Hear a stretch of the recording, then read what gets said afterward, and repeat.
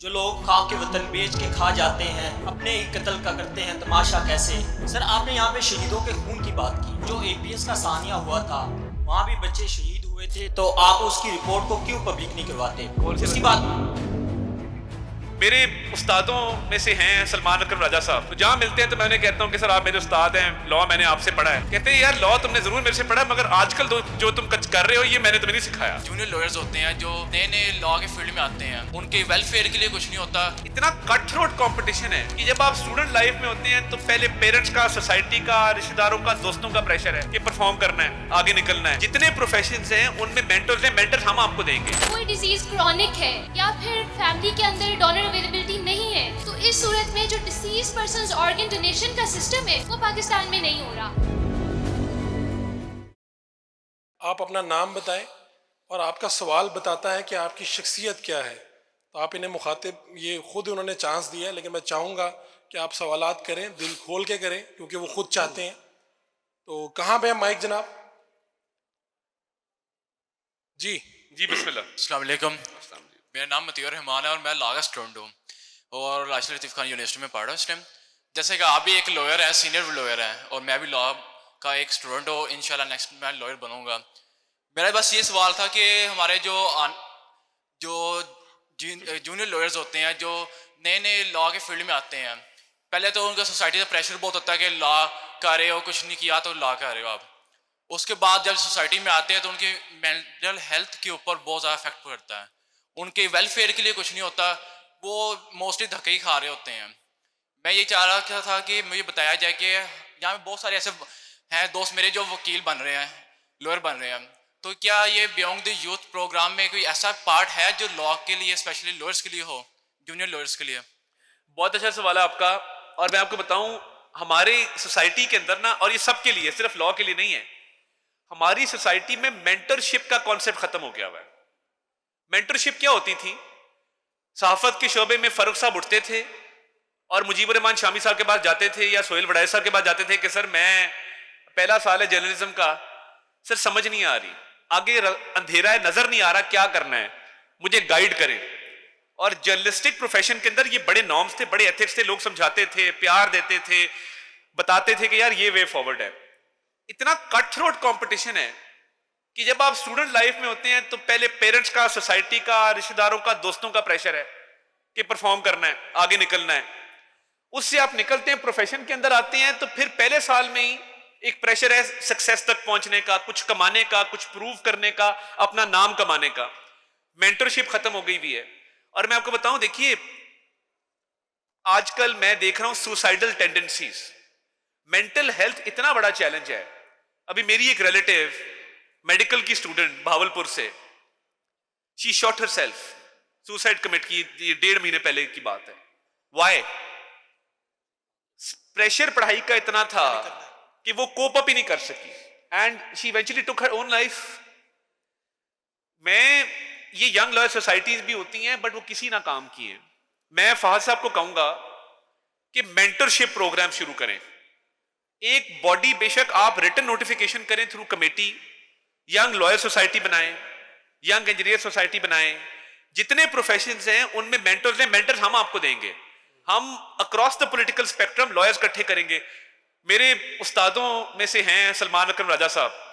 مجھے انہوں نے فائنل ایئر میں اسلامک جورسپروڈنس پڑھایا. تو جہاں ملتے ہیں تو میں انہیں کہتا ہوں کہ سر آپ میرے استاد ہیں، لا میں نے آپ سے پڑھا ہے. کہتے ہیں یار لا تم نے ضرور میرے سے پڑھا مگر آج کل جو تم کر رہے ہو یہ میں نے تمہیں نہیں سکھایا. تو میں چاہوں گا کہ اکراس دا پولیٹیکل اسپیکٹرم ہم مینٹرشپ پروگرام شروع کریں اور اس میں گائیڈنس کے لیے، کاؤنسلنگ کے لیے، ایون مینٹل ہیلتھ ایشوز کے لیے ہم ایکسپرٹس رکھیں. یہ میری آپ سے گزارش ہوگی، اس کو نوٹیفائی کر دیں، ہم مجھے ممبر رکھ لیں اور اکراس دا پولیٹیکل ڈیوائڈ لوگوں کو ممبر رکھیں. یہ بڑا اچھا سوال ہے اور یہ آپ کے سوال سے بھلا یہ ہوگا کہ ہم باقی پروفیشنز کے لیے بھی یہ کمیٹی نوٹیفائی کر دیں گے اور اس کا بے شک واٹس ایپ گروپ بھی بنا لیں تاکہ کسی کو کوئی پرابلم ہے وہ فوری طور پہ حل ہو. اس کو کرتے ہیں. اور میں بار میں بھی بات کروں گا کہ ینگ لائرز کے لیے کوئی نہ کوئی ایسا پروگرام ہونا چاہیے جس میں وہ اپنی یہ ایشوز کو ریزالو کر سکے. السلام علیکم سر. وعلیکم السلام. I am Noor. Sir I am a law student. Sir یہاں پہ میں ان لوگوں کو ریپرزینٹ کر رہی ہوں جو کہ اپنے رائٹس اور ڈیوٹیز نہیں جانتے موسٹ پرابیبلی.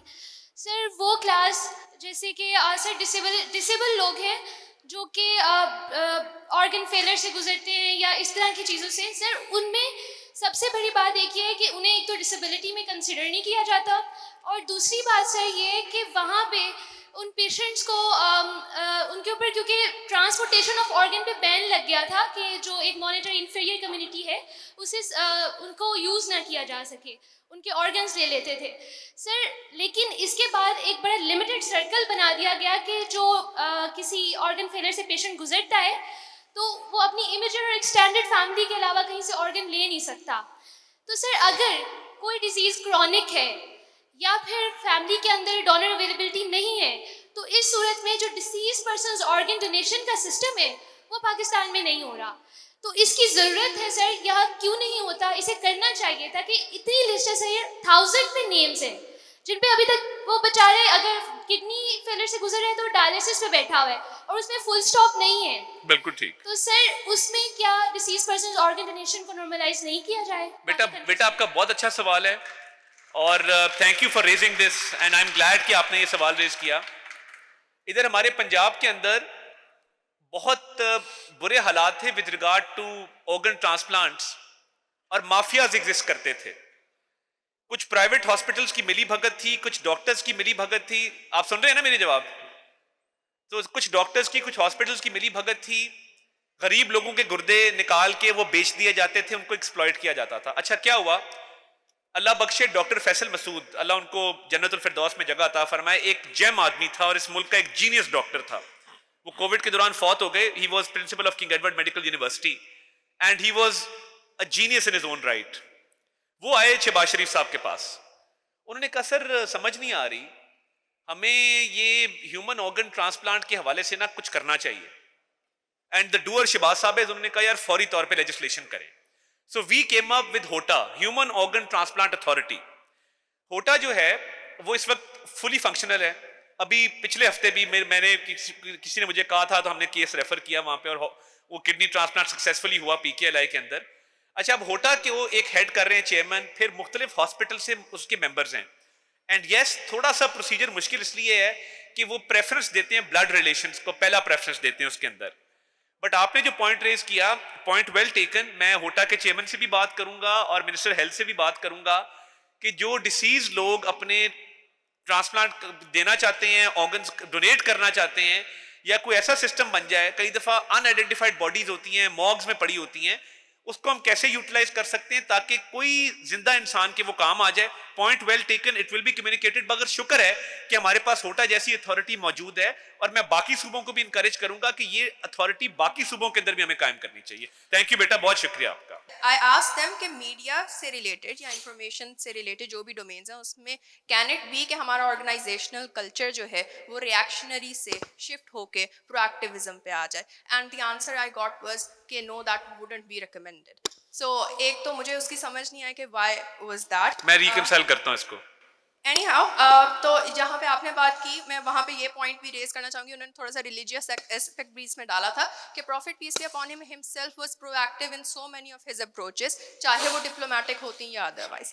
تو یہاں پہ 26th امینڈمنٹ جو ہے ابھی ریسنٹلی جو ہوئی ہے اس کے اندر ہمیں ڈس انفارمیشن کے اگینسٹ جو ہم جا رہے ہیں، again it is a reactionary ٹیک.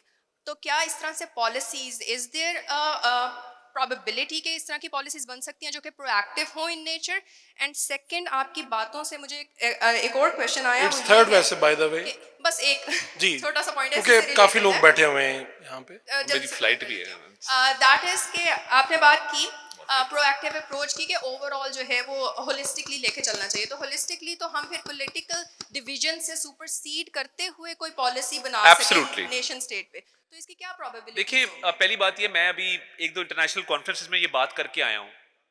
میں جس ملک میں گیا ہوں میں نے ان سے ریکویسٹ کی، اپنے کاؤنٹر پارٹ سے بھی، ان کی گورنمنٹ سے بھی، کہ why can't all the states, nation states of the UN get together and disinformation پہ ایک باڈی بنا لیں، جس طرح کلائمیٹ چینج پہ بنی ہوئی ہے، جس طرح کاؤنٹر ٹیررزم پہ بنی ہوئی ہے، اور ایک دنیا میں فیکٹ چیک بنا لیں، اس کے رولز اور SOPs بنا لیں کہ یہ فیکٹ چیک ہے اور یہ ویریفیکیشن کا سسٹم ہے، یہ کریڈیبل ہے، اس کے تحت پوری دنیا کے اندر پھیلنے والی فیک نیوز کو ہم کاؤنٹر کریں گے. یہ میں نے پروپوزل پہلی دفعہ دسمبر میں ٹرکی میں دیا تھا. It was well taken. ابھی سعودیہ میں اس کی بات کر کے آیا ہوں, چائنا میں اس کی بات کی ہے. So there needs to be an international system whereby disinformation and fake news can be countered proactively. ہمارے ہاں جتنے ادارے ہیں ہر میڈیا ہاؤس نے اپنا فیکٹ چیک بنایا ہوا ہے. ڈان کا اپنا ہے, جیو کا اپنا ہے, ایئر وائی کا اپنا ہے, to name a few channels. But وہ پھر ان کے اپنے سسٹمز پہ بیسڈ ہے. ہم یہاں پہ یہ ضرور کر سکتے ہیں کہ جرنلسٹ کی ایک باڈی بنا دیں from across the media houses, کہ جرنلسٹ اس کے ممبرز ہوں, حکومت سے ایک دو لوگ لے لیں, پرائیویٹ سیکٹر سے ٹیکنیکل ایکسپرٹس لے لیں, اور وہ ایک ابو پار ایک فیک نیوز کو کاؤنٹر کرنے کا ایک وہ بن سکتا ہے. اس پہ میں کام کر رہا ہوں. I have not been successful, I will admit that. ابھی ٹائم لگے گا, but yes, it is part of my agenda as Minister of Information to go towards this system. سر میرا نام عباس ہے اور میں پنجاب یونیورسٹی جرنلزم ڈپارٹمنٹ سے ہوں. تو آپ نے جو گفتگو کی اس کے لیے میرا پہلے ایک شعر ہے. جو لوگ خاک کے وطن بیچ کے کھا جاتے ہیں, اپنے ہی قتل کا کرتے ہیں تماشا کیسے. سر آپ نے یہاں پہ شہیدوں کے خون کی بات کی, تو جو APS کا ثانیہ ہوا تھا وہاں بھی بچے شہید ہوئے تھے, تو آپ اس کی رپورٹ کو کیوں پبلک نہیں کرواتے؟ اس کی بات APS کا ثانیہ. اس کے بعد دوسرا میرا یہ سوال ہے, جو سیاسی زبان ہے وہ مذہبی علامات سے بھری پڑی ہے, تو آپ سیاسی زبان کو, سیاسی شعور بیدار کرنے کی کیوں کوشش نہیں کرتے؟ کیوں مذہبی جنونیت کو اجاگر کرنے کی کوشش کرتے ہیں؟ Thank you. آپ کے شعر کا پہلے جواب دوں گا کہ سر ممبر وہ خوابوں کے محل تعمیر کرتے ہیں, علاج غم نہیں کرتے, فقط تقریر کرتے ہیں. تو آگے بڑھتے ہوئے آپ کا بڑا اچھا سوال ہے.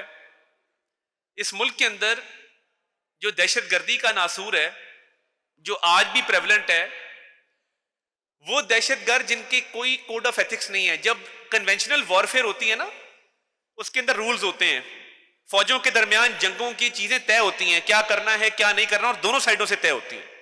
فوج کی ٹریننگ ایسی ہوتی ہے.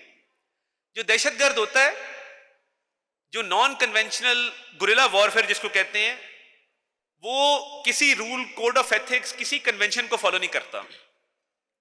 اور وہ جب اس کو سمجھ نہ آئے کہ میں نے کس طرح دشمن کو ٹارگٹ کرنا ہے, اپنے دشمن کو, تو وہ بچوں کا بھی قتل عام کرتا ہے. دیکھیں APS کے بعد آپریشن ضرب عضب, آپریشن رد الفساد کیوں لانچ کیا گیا؟ اس میں کوئی ابہام نہیں ہے کہ یہ دہشت گردوں کی کارروائی تھی. یہ ان دہشت گردوں کی کارروائی تھی جو آج بلوچستان میں بھی اپنی کارروائیاں کر رہے ہیں. یہ مارنگ کی یہاں پہ ایک صاحب نے بات کی, میں اس کو بھی ایڈریس کرنا چاہتا ہوں. میرے سے سوال نہیں کیا بٹ میں اس کو لنک کروں گا. میں نے اپنے حلقے میں جلسہ کرنا ہو نا, میں پیسے اکٹھے کرتا ہوں, میں اپنے چیئرمینس کو کہتا ہوں, میں اپنے کاؤنسلرز کو بلا کے کہتا ہوں کہ یار یہ جلسہ کرنا ہے تو سارے حصہ ڈالو اس کے اندر. مجھے یہ بتا دے, اس ہال میں کوئی شخص اٹھ کے بتا دے کہ مارنگ 2 ہفتے دھرنا کرتی ہے, ٹرانسپورٹ بھی آ رہی ہے, کھانا بھی آ رہا ہے, ٹینٹ بھی لگے ہوئے ہیں, ہیٹر بھی لگے ہوئے ہیں, مجھے بتا دے فنڈنگ کہاں سے آتی ہے. کوئی ایک شخص مجھے بتا دے کہ یہ فنڈنگ کون کرتا ہے. سر میرا نام عبدالمجید ثاقب ہے, میں UT لاہور سے ہوں. اور سر میرا کوشچن ہی ریکویسٹ ہے, میں formula student UT Lahore team کی کیپٹن ہوں.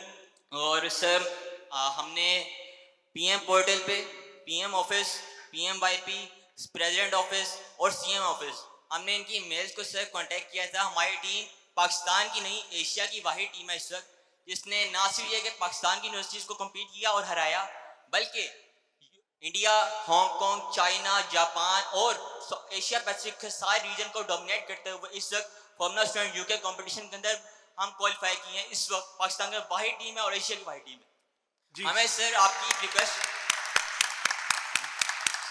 جی آپ چاہتے کیا ہیں وہ بتائیں. سر ہمارے آپ سے ریکویسٹ ہے کہ 2 سک میں ایشوز آ رہے ہیں سر مینلی. ایک ہمارا ہے پرچیز آرڈر کا ایشو, ہمیں پرچیز آرڈر نکالنا تھا 7 فروری کو. اس وقت ہمارے اکاؤنٹس ہو گئے ہیک سارے, ہمارے LinkedIn, واٹس ایپ اور تمام گوگل اکاؤنٹس میں ہمارے ہیکنگ ٹائم پڑی. ہماری ریکویسٹ ہوگی سر اس کے لیے ہمیں فیسیلیٹ کریں, میں آپ کو اس کا میسج کروں گا. اور سیکنڈ ریکویسٹ سر اسپانسر کے لیے, کیونکہ اس وقت ہمارے تمام اسپانسر آن بورڈ تھے, لیکن ایک دم سے اتنا اٹیک آنے پر کوئی ڈیڈ لائن تھی اس دن, وہ سارے اٹیک ہوا اور ہمارے اسپانسر سارے ہم تک ہمارے سے آن باؤنڈ ہو چکے ہیں. میری ریکویسٹ ہوگی, کرنٹ ہماری 1 مارچ کی ایک 3.2 لاکھ کی نہ سر ریکویسٹ ہے, اگر آپ اس سے پہلے ہمیں وہ نہیں, آپ کو ہم اس سے بڑھ کے کر دیتے ہیں, یہ تو کوئی مسئلہ ہی نہیں ہے. اور میں تصور صاحب ذرا آپ ڈیٹیل دے لیں اور ہم انشاءاللہ تعالیٰ اس سے بڑھ کے آپ کی جو سپورٹ ہو سکتی ہے, میں نہ صرف اعلان بلکہ میں اس کو امپلیمنٹ کرواؤں گا ودن 72 آورز انشاءاللہ. Thank you very much sir.